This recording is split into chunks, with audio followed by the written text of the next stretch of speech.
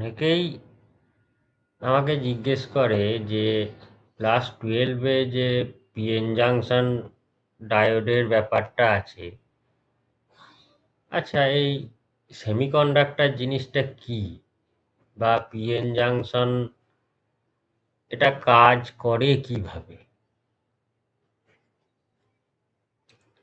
তাদের আমি বিভিন্ন সময় বিভিন্ন রকম উত্তর দিয়েছি। এখানে একটু সংক্ষেপে জিনিসটা বলে নিতে চাই। তার জন্য একটা পিএন জাংশনের ডায়াগ্রাম আপনাদের সামনে উপস্থিত করা হয়েছে, দেখুন। এখন একটা পিএন জাংশন বলতে কি বোঝায়, যে একটা পি টাইপ সেমিকন্ডাক্টর এবং আর একটা হচ্ছে এন টাইপ সেমিকন্ডাক্টর, এই দুটোকে একসঙ্গে যুক্ত করা। পি টাইপ সেমিকন্ডাক্টর বলতে যে সেমিকন্ডাক্টরের মধ্যে ডোপিং করে সেটার মধ্যে হোলের সংখ্যা বাড়ানো হয়েছে, যেটা আমি আগে বলেছিলাম যে কিভাবে ডোপিং করা হয়, পি টাইপ কিভাবে বানানো হয় যাতে কিনা একটা ইলেকট্রন সমযোজ্যতার মধ্যে কম থাকে। আর এন টাইপটা বানানো হয় একটা অর্ধপরিবাহী বা সেমিকন্ডাক্টরের মধ্যে ডোপিং করলে যদি কিছু ইলেকট্রন সংখ্যা বেড়ে যায়, তাহলে সেখানে একটা এন টাইপ সেমিকন্ডাক্টর সেটাকে আমরা বলতে পারি, বা এন টাইপের অর্ধপরিবাহী বলতে পারি। এখন এই পি টাইপ আর এন টাইপ দুটো অর্ধপরিবাহীকে মুখোমুখি সংযুক্ত করলে কি ঘটে। প্রথম কথা হলো যে পি টাইপের মধ্যে হোল অর্থাৎ পজিটিভ আয়নের সংখ্যা বেশি আছে, কিন্তু এটা নিস্তড়িত। কারণ সে অ্যাটমের সঙ্গে বা পরমাণুর সঙ্গে ওই হোল সামগ্রিকভাবে যদি আমরা চিন্তা করি, তো দেখব যে জিনিসটা নিস্তড়িত। সেটার কথা আর একদিন বলা যাবে।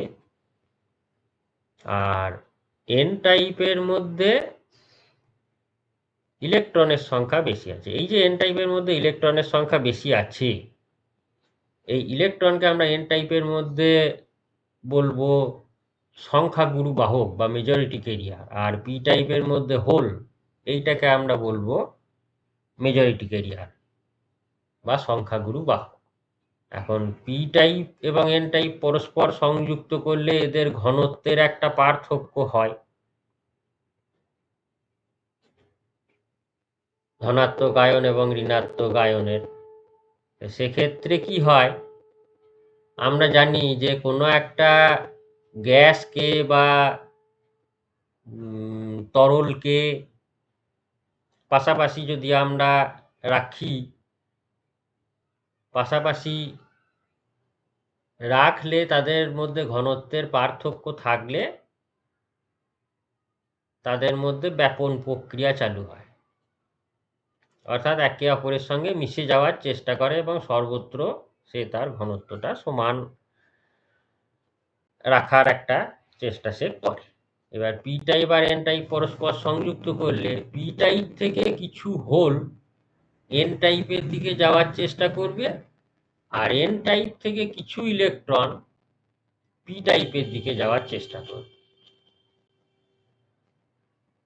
তাতে কি হবে, ধরা যাক এন টাইপ থেকে কিছু ইলেকট্রন আমার পি টাইপের দিকে কিছুটা দূর পর্যন্ত হয়তো গেল, খুব বেশি দূর পর্যন্ত এরা যেতে পারবে না, কারণ কিছুটা দূরত্ব যাওয়ার পর আরো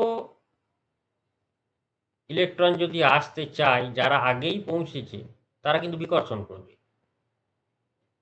এবার যতক্ষণ পর্যন্ত এই ইলেকট্রনগুলো নিজস্ব গতিশক্তির প্রভাবে তারা যেতে পারে, আর কিছু হোল তারা পি টাইপ থেকে এন টাইপের দিকে চলে যায়। এদেরও ব্যাপারটা তাই,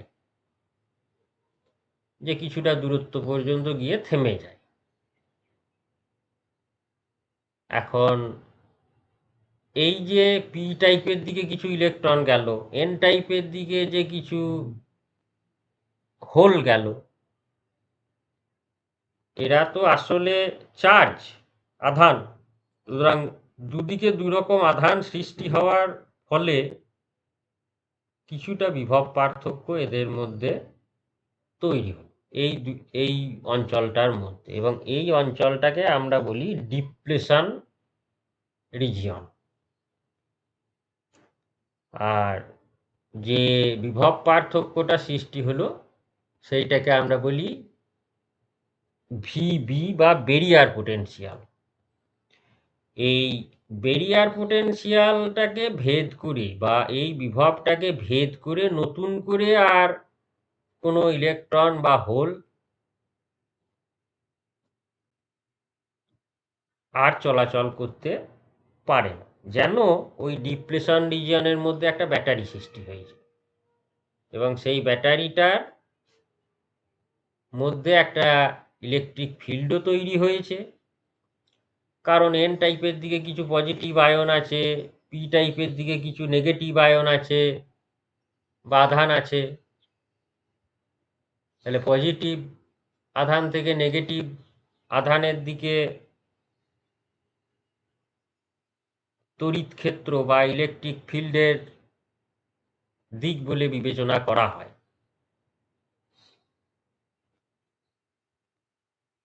তো এইভাবে পিএন জাংশনের মধ্যে বেরিয়ার পোটেনশিয়াল বা ডিপ্লেশন রিজিয়ন ইত্যাদির সৃষ্টি হয়। এই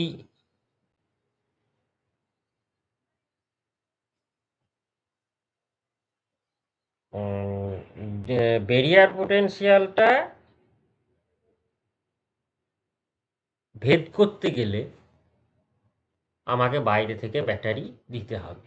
পি টাইপের দিকে ব্যাটারির অ্যানোড এবং এন টাইপের দিকে ব্যাটারির ক্যাথোড দিয়ে এর মধ্যে দিয়ে তড়িৎ চালনা করা যায়। আর এইটাই সঙ্গে খেয়াল রাখতে হবে, সেমিকন্ডাক্টর বা অর্ধপরিবাহী সঙ্গে পরিবাহী তড়িতফাতটা হচ্ছে যে তাপমাত্রা বাড়ালে পরিবাহীর রোধ বৃদ্ধি পায়, কিন্তু অর্ধপরিবাহী রোধ কমে যায়। সেটা কেন হয় সেটাও এর আগে বলা আছে, আমার আগের ভিডিওতে বলা আছে। কন্ডাকশন ব্যান্ড এবং ভ্যালেন্স ব্যান্ডের একটা ব্যাপার আছে। ভ্যালেন্স ব্যান্ড থেকে কন্ডাকশন ব্যান্ডে কিছু ইলেকট্রন উন্নীত হয় বলে তারা তড়িৎ পরিবহনটা করতে পারে অর্ধপরিবাহীর ক্ষেত্রে। ধন্যবাদ, আজকে এই পর্যন্তই থাক। এরপরে আবার পিএন জাংশনটাকে কিভাবে ডায়োড হিসাবে ব্যবহার করা হয় সেইটা আবার আলোচনা করা যাবে।